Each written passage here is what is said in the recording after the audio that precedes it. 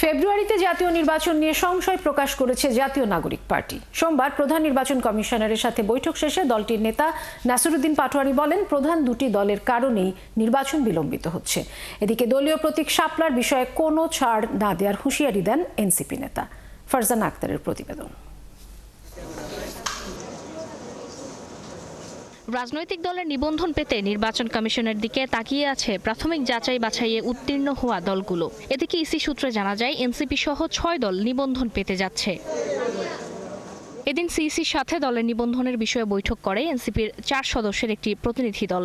এ সময় দলটির মুখ্য সমন্বয়ক নাসিরুদ্দিন পাটোয়ারি বলেন, তার দল নিবন্ধন পেতে আশাবাদী। আমাদের যে নিবন্ধন প্রক্রিয়া, সেটা অনেকে যারা পরিশ্রম করেছেন, পুরো দেশবাসী তাকিয়েছিল, সেটাতে আমরা একটি পজিটিভ সাইনের দিকে যাচ্ছি এবং এটা সুখবর আসছে। প্রতীকের বিষয়ে আমরা এখন আজকেও বলে আসছি যে আমরা শাপলা, সাদা শাপলা, লাল শাপলা, আমরা যে 3টি প্রতীকের কথা বলেছি সেটা থেকে আমরা সরছি না।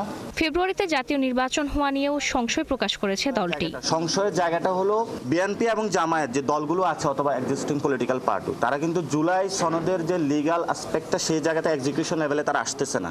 ফলে তো তাদের কারণে নির্বাচনটা ডিলে হচ্ছে। এটা কিন্তু অন্য কোনো কারণে নির্বাচনে, এই দুইটি দলের কারণে নির্বাচনটা ডিলে হচ্ছে, বিলম্বিত হচ্ছে।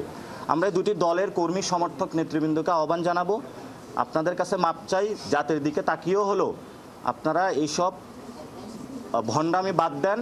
অ্যাটলিস্ট জনগণের দিকে তাকিয়েও হলো দ্রুত এটার লিগ্যাল পার্সপেক্টিভ এক্সিকিউশনের লেভেলে একটা নির্বাচনের মধ্যে এসে জনগণকে আপনারা মুক্তি দেন। আগামী নির্বাচনে এনসিপি 150 আসনে জয়লাভ করবে বলে মন্তব্য করেন পাটোয়ারি। গণ অধিকার পরিষদ বা কারো সাথে যুক্ত হলেও দলের নাম ও প্রতীকের কোনো পরিবর্তন হবে না।